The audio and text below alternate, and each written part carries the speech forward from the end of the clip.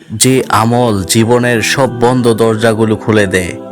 আপনার কখনো কি এমন হয়েছে সব চেষ্টা করেও জীবনের সমস্যাগুলোর কোনো সমাধান খুঁজে পাচ্ছেন না?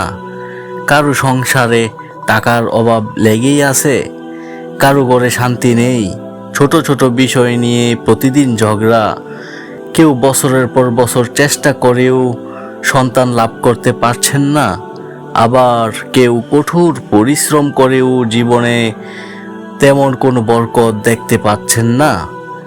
এমন সময় মানুষ সাধারণত নতুন পথ খোঁজে, নতুন পরিকল্পনা করে, নতুন উপায় খোঁজে, মানুষের কাছে সাহায্য চায়। কিন্তু ইসলামের ইতিহাসে এমন এক ঘটনা আছে যেখানে মানুষের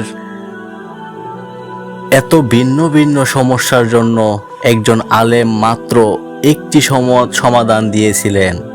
তিনি ছিলেন তাবেঈ যুগের মহান আলেম হাসান আল বসরি রহমতুল্লাহি আলাইহি।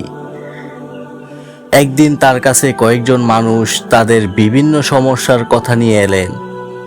প্রথম ব্যক্তি এসে বললেন, হুজুর, আমাদের এলাকায় অনেক দিন ধরে বৃষ্টি হচ্ছে না, জমি শুকিয়ে যাচ্ছে, মানুষ কষ্টে আছে। হাসান বসরি রহমতুল্লাহি আলাইহি বললেন, আল্লাহর কাছে ক্ষমা চাও, বেশি বেশি ইস্তিগফার করো। এরপর দ্বিতীয় ব্যক্তি এসে বললেন, আমার সংসারে খুব অভাব, যতই চেষ্টা করি রিজিকে কোনো বরকত দেখি না। তাকেও তিনি একই কথা বললেন, বেশি বেশি ক্ষমা চাও, ইস্তিগফার করো। এরপর তৃতীয় ব্যক্তি এসে বললেন, আমার বাগানের গাছগুলো শুকিয়ে যাচ্ছে, অনেক চেষ্টা করেও ফসল ভালো হচ্ছে না।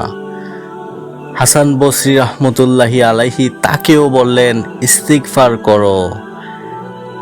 এরপর চতুর্থ একজন ব্যক্তি এলেন। তিনি কিছুটা কষ্টের সাথে বললেন, আমি অনেক বছর ধরে সন্তান চাইছি, আল্লাহ যেন আমাকে একটি সন্তান দান করেন, এই দোয়া করুন। তাকেও তিনি একই কথা বললেন, ইস্তিগফার করো। সেখানে উপস্থিত লোকজন তখন সত্যি অবাক হয়ে গেলেন। তারা ভাবতে লাগলেন, এত ভিন্ন ভিন্ন সমস্যা, অথচ সমাধান একটাই। তাদের একজন অবশেষে জিজ্ঞেস করলেন, হুজুর, কেউ খরার কথা বলছে, কেউ অভাবের কথা বলছে, কেউ আবার সন্তানের জন্য দোয়া চাইছে, অথচ আপনি সবাইকে একই কথা বললেন, ইস্তিগফার করো। এর কারণ কি? হাসান বসরি রহমতুল্লাহি আলাইহি তখন অত্যন্ত সুন্দর একটি উত্তর দিলেন। তিনি বললেন, আমি আমার নিজের পক্ষ থেকে কিছু বলিনি, আমি শুধু পবিত্র কোরআনের সেই আয়াতের ওপর আমল করতে বলেছি যেখানে নূহ আলাইসাল্লামের তার জাতিকে বলেছিলেন। তারপর তিনি কোরআনের সেই আমল করতে বলেছি। তারপর তিনি কোরআনের সেই আয়াতটি তিলাওয়াত করলেন। আমি বললাম, তোমরা তোমাদের পালনকর্তার কাছে ক্ষমা প্রার্থনা করো, নিশ্চয়ই তিনি অত্যন্ত ক্ষমাশীল। তিনি তোমাদের জন্য আকাশ থেকে প্রচুর বৃষ্টি বর্ষণ করবেন, তোমাদের ধন সম্পদ ও সন্তান সন্ততি বাড়িয়ে দেবেন এবং তোমাদের জন্য বাগবাগিচা ও নদী নালা সৃষ্টি করবেন। সূরা নূহ আয়াত 10 থেকে 12। এই আয়াতগুলোতে আল্লাহ যেন আমাদের একটি গভীর সত্য শিখিয়ে দিয়েছেন।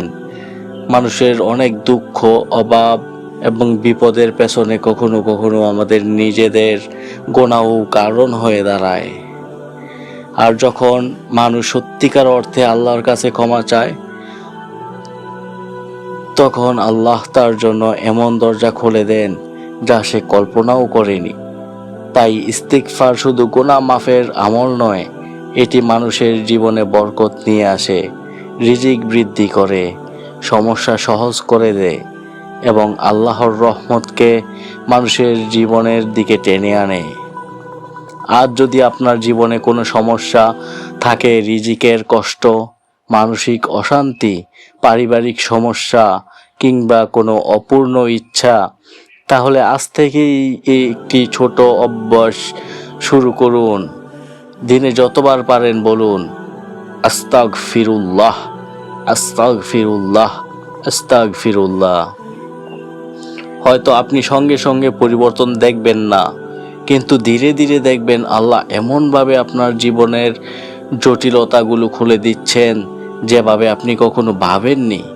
কারণ সত্যি ইস্তেগফার এমন একটি চাবি যা জীবনের অনেক বন্ধ দরজা খুলে দিতে পারে। সকলে ভালো থাকবেন, আমল করুন, আমাদের সাথেই থাকুন। আল্লাহ হাফেজ।